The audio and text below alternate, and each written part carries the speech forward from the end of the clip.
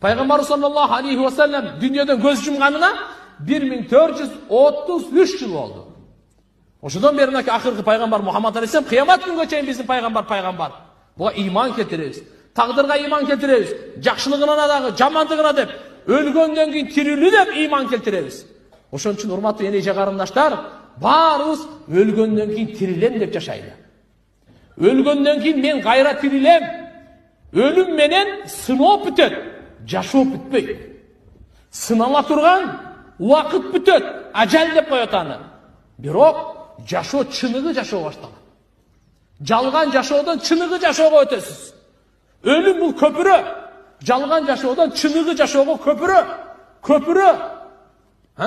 Аллах субханаху ва таала барзак аламын жаратып койгон, ахирет аламын жаратып койгон. Ошондуктан мусулман адам, мусулман деп кимди айтат?